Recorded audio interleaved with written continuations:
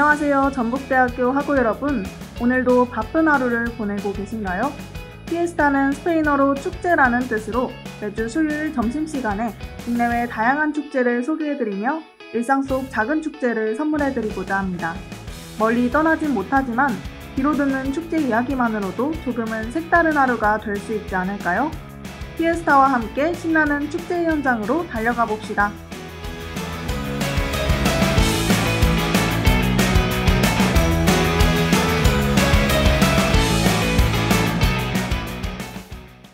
안녕하세요. 전북대학교 학우 여러분. 여름의 열기가 조금씩 식어가고 캠퍼스에도 선선한 바람이 불어오고 있는데요. 이렇게 날씨가 좋은 날은 괜히 노래를 흥얼거리게 됩니다. 생각해보면 음악은 지쳤을 땐 위로를, 새로운 도전 앞에서는 용기를, 행복한 순간에는 기쁨을 주는데요. 이렇듯 음악은 우리의 삶 속에 항상 존재해 왔습니다. 그리고 지금 이 순간에도 음악은 여전히 우리를 설레게 하고 새로운 추억을 만들어주고 있는데요. 오늘 저희 피에스타는 그런 음악을 가장 생생하게 느낄 수 있는 음악 축제들을 소개해드릴까 합니다. 무대 위에서 가수와 관객이 서로 호응하고 즐기는 음악 축제 속으로 함께 떠나볼까요? 노래 한 곡 듣고 오셨습니다. 혹시 방금 들으신 곡이 어떤 곡인지 아시나요? 바로 모차르트의 대표작 중 하나인 터키 행진곡인데요. 첫 번째로 소개해드릴 축제는 바로 이 곡의 작곡가인 모차르트의 고향에서 열리는 잘츠부르크 페스티벌입니다. 이 축제는 유럽이 1차 세계대전을 끝내고 혼란을 겪고 있을 당시 일부 젊은 예술가들의 예술의 사회적 역할에 대한 고민으로부터 시작하게 되었는데요. 예술로 사람들의 마음을 치유하고자 생각한 것이 축제의 출발점이었다고 합니다. 사람들은 모차르트의 고향이라는 상징성을 내세워 국제적인 예술 축제를 열었고 연극 예드만이 첫 무대로 펼쳐졌는데요. 이 작품은 전쟁 직후의 시대 정신과 맞물려 큰 인기를 얻어 현재 매년 같은 장소에서 공연되며 축제의 상징으로 자리 잡았습니다. 이렇게 탄생한 축제는 점차 규모가 커지며 오페라, 교향악, 실내악, 연극을 아우르는 세계적인 종합예술축제로 발전했는데요. 올해 이 축제는 45일 동안 16개의 공연장에서 무려 174회의 본공연이 열렸습니다. 여기에 청소년 프로그램까지 포함하면 200회가 넘는 무대가 진행되었다고 하는데요. 좌석 점유율이 98.4%에 달하며 축제의 인기를 다시 한번 느낄 수 있었습니다. 이 축제가 올해는 다양한 작품을 통해 어떤 주제를 전해주었는지 함께 알아볼까요? 올해의 주제는 운명이라고 합니다. 먼저 소개해드릴 작품은 쇤베르크의 기대인데요. 이 작품은 짧은 오페라로 한 여인의 사랑과 죽음을 다루는 이야기입니다. 여주인공이 겪는 두려움과 상실감은 음악과 함께 연출되며 인물의 심리를 더 부각했죠. 관객들은 압도되는 분위기 속에서 숨소리도 내지 못했다는 이야기를 전했습니다. 다음 소개해드릴 작품은 베르디의 오페라 맥베스인데요. 셰익스피어의 4대 비극 중 하나로 유명한 맥베스를 오페라로 재구성하며 색다른 매력을 보여주었습니다. 맥베스는 인간의 권력과 욕망, 몰락을 주제로 한 이야기만큼 무대를 보는 내내 긴장의 끈을 놓을 수 없는데요. 이 작품의 연출가는 권력과 괴로움을 억누르려는 배우자들 사이에서의 긴장감에 초점을 맞추었다라고 전했습니다. 이렇듯 잘츠부르크 페스티벌은 전쟁 직후의 시대정신에서 인류 보편의 주제를 탐구하는 세계적 축제로 성장했는데요. 클래식 음악의 올림픽이라는 말과 함께 음악 애호가라면 평생 한 번쯤 꼭 경험해보고 싶은 축제로 손꼽힙니다. 이처럼 이 축제는 역사를 담아내는 살아있는 축제라는 기분이 드네요. 노래 듣고 다음 축제로 넘어가겠습니다. 두 번째로 소개할 축제는 영국의 글래스톤베리 페스티벌입니다. 이 축제는 마이클 에이비스가 20세기 유명 기타리스트 지미 핸드릭스의 사망 소식을 듣고 그의 추모 공연을 열며 시작되었는데요. 당시 첫 공연은 단 1파운드의 저렴한 입장료에 소수의 관객만이 즐기는 축제였다고 합니다. 하지만 지금은 매년 20만 명이 넘는 관객이 찾는 세계 최대 규모의 음악 축제로 성장했죠. 이제 이 축제의 어떤 특징이 사람들을 끌어모았는지 알려드리겠습니다. 첫 번째는 바로 공간의 다채로움인데요. 전 세계 톱 아티스트들이 헤드라이너로 서는 피라미드 스테이지부터 재즈, 펑크, 힙합 등 장르의 다양성이 돋보이는 웨스트홀, DJ 무대가 줄을 이루는 실버 헤이즈 등 다양한 스테이지가 있는데요. 또한 음악 이외에 다양한 즐길거리가 있는 구역도 있습니다. 그런 그린필드에서는 요가와 명상이 진행되고 스톤 서클에서는 새벽이 되면 사람들이 모여 북을 치고 불을 피우며 자유롭게 어울리죠. 두 번째 매력은 수익금의 쓰임새인데요. 축제 수익금의 대부분이 자선단체에 기부되고 수많은 자원봉사자가 함께 운영을 꾸려나갑니다. 이처럼 글래스톤베리는 단순한 상업적 음악축제를 넘어 참여와 연대의 장이라는 점이 많은 사람의 눈길을 사로잡는 것 같은데요. 또한 축제 현장 곳곳에서는 그린피스와 옥스팜 같은 단체들이 부스를 운영하며 환경과 인권에 대한 목소리를 냅니다. 매년 주제에 맞는 설치물이 더해져 관객들에게 다채로운 경험을 선사하는데요. 올해 주제는 다시 자연으로 돌아감입니다. 공동체와 생태, 그리고 창의력을 함께 키워나가자는 의미를 담고 있죠.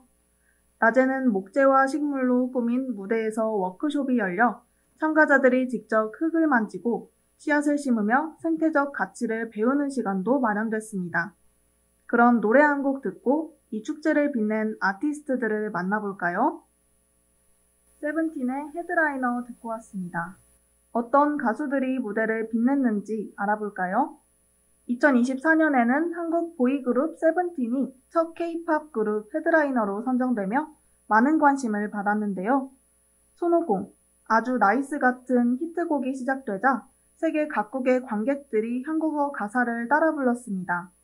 세븐틴 멤버들은 언어, 국적, 문화가 다르더라도 음악을 통해 하나가 될 수 있다는 걸 느꼈다라는 무대 소감을 전하며 관객에 대한 감동을 드러냈는데요. 영국 언론 BBC는 세븐틴은 K-팝이 가진 완성도를 세계 무대에 각인시켰다라고 평가했고, 또 영국의 일간지인 가디언은 피라미드 스테이지는 이제 더 이상 서구 음악만의 무대가 아니다라는 말을 전했습니다. 올해 2025년에는 미국 MG의 아이콘 올리비아 로드리고가 헤드라이너로 섰는데요. 뱀파이어와 함께 굿포유, 소 아메리칸 등이 울려 퍼지자 관객들은 열정적인 환호를 보내며 공연을 즐겼습니다. 관객들은 올리비아의 솔직한 감성과 깊은 울림이 하나가 되었다라고 소감을 전했죠. 이 축제에서 관객들은 하루에도 몇 번씩 전혀 다른 분위기의 공연장을 오가며 축제를 하나의 거대한 도시처럼 경험하게 되는데요. 화려한 헤드라이너 무대부터 숨어있는 신인 아티스트의 무대까지 만날 수 있다는 점이 글래스톤베리를 더욱 특별하게 만드는 이유입니다.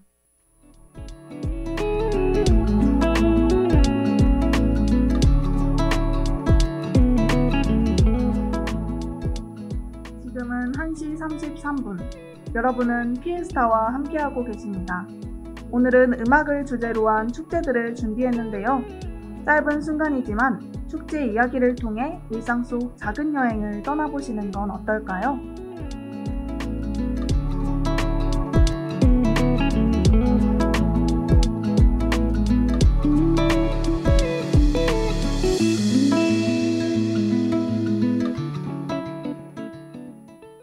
세 번째로 소개할 축제는 미국 캘리포니아 인디오 사막에서 열리는 코첼라입니다.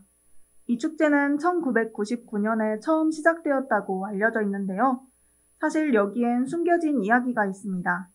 6년 전인 1993년 록밴드 펄잼이 공연 티켓 수수료 문제로 로스앤젤레스 공연을 거부하고 캘리포니아의 한 클럽에서 공연을 하게 되었는데요. 이를 본 공연 기획자 폴 톨렛은 여기서 음악축제를 열 수 있겠다고 생각했습니다. 이것이 코첼라의 첫 시작이 되었죠.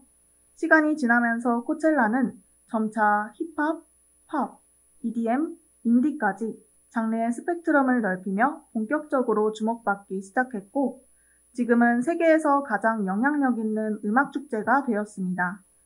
코첼라가 특별한 이유는 현대 문화를 체험할 수 있는 공간이기 때문인데요. 사막 한가운데 세워진 무대와 설치 미술은 패션쇼, 음악회가 동시에 열리는 듯한 분위기를 자아냅니다. 관객들은 사막을 런웨이로 만들며 자신만의 패션을 뽐내는데요. 특히 초대형 조형물과 포토존은 인스타그램과 틱톡을 통해 전 세계로 퍼져나갑니다. 실제로 매년 코첼라가 열리는 4월이면 인스타그램 해시태그 샵코첼라로 수백만 건의 게시물이 올라오며 그의 핫 트렌드를 장식합니다. 또한 영향력 있는 여러 인플루언서가 관객석에서 축제를 즐기는 모습은 SNS와 매체를 통해 전 세계에 전해지는데요. 이처럼 관객들은 공연뿐만 아니라 일종의 문화 현장을 목격하는 경험을 하는 셈입니다. 공연 자체도 독창적인데요. 무대만 해도 8개가 넘습니다. 메인 아티스트들이 오르는 코첼라 스테이지, EDM과 DJ 공연으로 밤마다 대형 클럽이 되는 사하라 텐트, 인디와 신인 뮤지션들이 관객과 가까이 호흡하는 고비와 모하비 텐트까지 이렇게 장르와 분위기가 다른 무대 속에서 관객들은 하루에도 여러 세계를 오가는 듯한 느낌을 받을 수 있겠네요. 그렇다면 올해 코첼라의 무대를 빛낸 주인공들은 누가 있을까요? 먼저 블랙핑크 멤버이자 솔로 활동을 시작한 제니가 있습니다. 제니는 만트라와 Like 제니 등을 선보이며 무대를 압도했는데요. 제니 특유의 카리스마와 퍼포먼스는 무대를 완전히 장악했고 수만 명의 관객이 뜨겁게 호응했습니다. 공연 이후 X에서 제니의 이름이 실시간 트렌드에 올랐고 유튜브와 틱톡에 무대 영상이 쏟아지며 세계적인 인기를 실감하기도 했죠. 하지만 화려한 무대 뒤에는 숨겨진 노력이 있었는데요.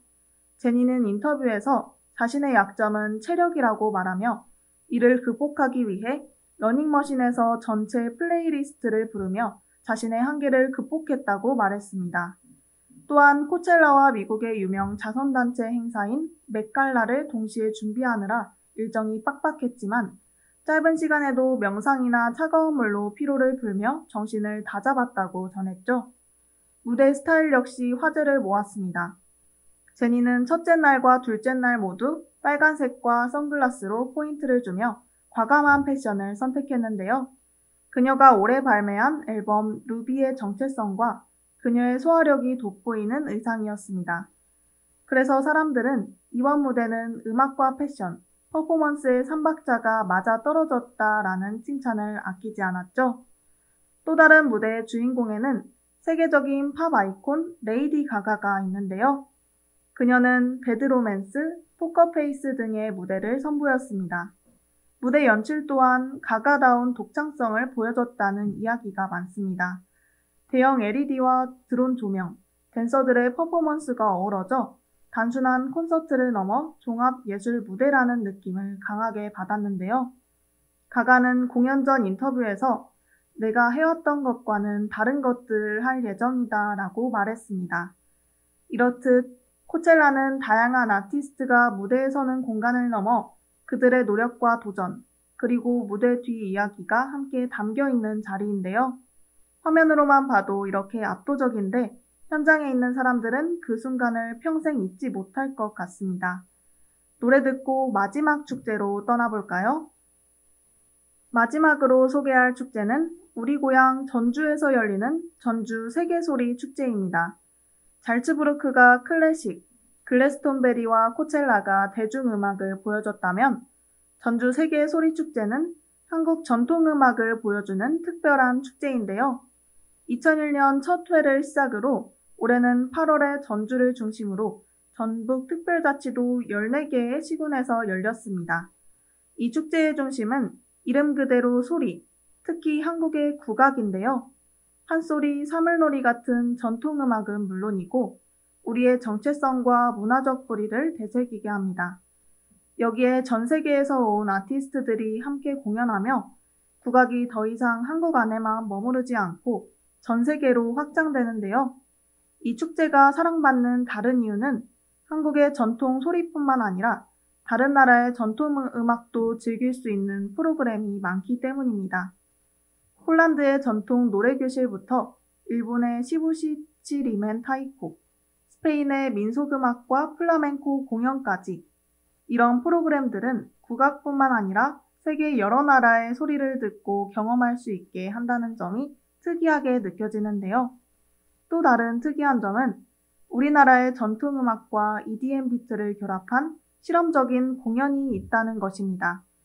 과거와 현재, 전통과 실험이 공존하는 무대는 소리를 매개로 서로를 잇고 화창한 전주 하늘 아래 국악의 울림과 세계 음악이 어우러지는 장면은 상상만 해도 특별하게 느껴지는데요. 국악의 깊은 울림과 세계 음악의 다채로움이 함께하는 자리는 전주 세계소리 축제에서만 만날 수 있는 풍경이 아닐까요? 올해는 이미 축제가 끝났지만 내년에 기회가 된다면 꼭 한번 참여해보세요.